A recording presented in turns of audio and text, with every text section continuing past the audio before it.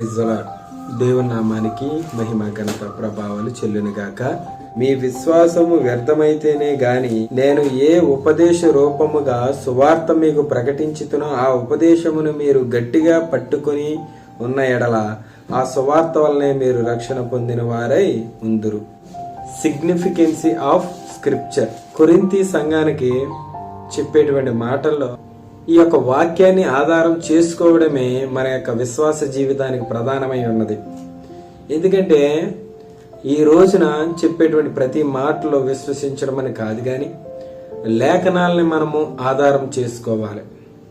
Beriah సంఘాన్ని గురించి కూడా పౌలు గారు స్వార్థ ప్రకటించినప్పుడు చెప్పినప్పుడు వారు చెప్పిన వాక్యమును విని అవి సరిగా ఉన్నవో లేదో పరిశీలించుకునేటువంటి విధానంలో ఉన్నారని ఆయన జ్ఞాపకం చేశాడు.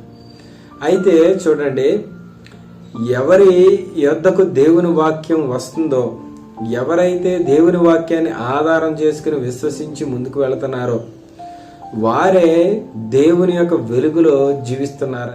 బాప్తిస్మిచ్చి యోహాను యొద్దకు దేవుని వాక్యం వచ్చినట్లుగా లోకాసువార్త 3వ అధ్యాయము 2వ వచనములో అక్కడ అరణ్యములోనున్న జకరియా కుమారుడైన యోహాను యొద్దకు దేవుని వాక్యము వచ్చెను.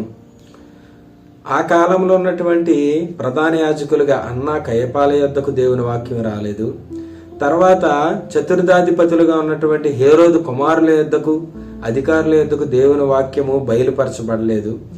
కానీ అరణ్యంలో ఉన్నటువంటి యోహాను యొద్దకు దేవుని వాక్యం వచ్చినట్లుగా ఇక్కడ లేఖన భాగాలు వివరిస్తున్నాయి. అలాగే మనం పాత నిబంధన గ్రంథంలో అబ్రహాము గారి చరిత్ర, అబ్రహామునకు దర్శనమందు వాక్యము వచ్చి అని రాయబడింది. అంటే దేవుని వాక్యము వారిని దర్శించి వారికి నడవాల్సిన త్రోవను లేదా వారికి చేయాల్సిన హితోపదేశాన్ని బోధించినట్లుగా ఇక్కడ కనబడుతోంది. విశ్వాసయాత్రలో ముందు సమయంలో అనేకమైనటువంటి సిద్ధాంతాలు లేదా అనేకమైన ఆలోచనలు, అనేకమైనటువంటి దుష్ప్రభావాలు వచ్చే అవకాశం ఉంది. వీటిని హెరసిస్ అంటారు, విమతములు, తప్పుడు బోధ అని అంటారు. అంటే యేసుక్రీస్తు జనన విషయంలో కావచ్చు, పునరుద్ధాన విషయంలో కావచ్చు, ఆయన యొక్క త్రిత్వం విషయంలో కావచ్చు, అనేక సందేహాలు విశ్వాసుల్లో ఉంటూ ఉంటాయి. అయినప్పటికీ కూడా మనం వేటిని ఆధారం చేసుకోవాలంటే యేసుక్రీస్తు చేసినటువంటి బోధల్ని, ఆయన మాటల్ని, ఆయన పరిచారకులుగా ఉంచబడిన అపోస్తలులు చేసినటువంటి సువార్త లేఖన పత్రిక భాగాలను, వీటిని ఆధారం దేవుని వాక్యాన్ని ఆధారం చేసుకోవాలని చెప్తుంది. అయితే మనం కూడా ఈరోజు లేఖనాల ద్వారానే సమాధానాన్ని పొందడం గాని లేదా లేఖనాల ద్వారా జవాబును వెతకడానికి ప్రయత్నించాలి గాని, మత్తయి సువార్తలో యేసుక్రీస్తు మాట్లాడిన మాటలు ఆయన అంటాడు, బండ మీద తన ఇల్లు కట్టుకుని వాడు బుద్ధిమంతుని పోలిన వాడు అని ఆయన అంటూ, ఈ నా మాట చొప్పున చేయు ప్రతివాడును, తన మాట చొప్పున చేయు ప్రతివాడును.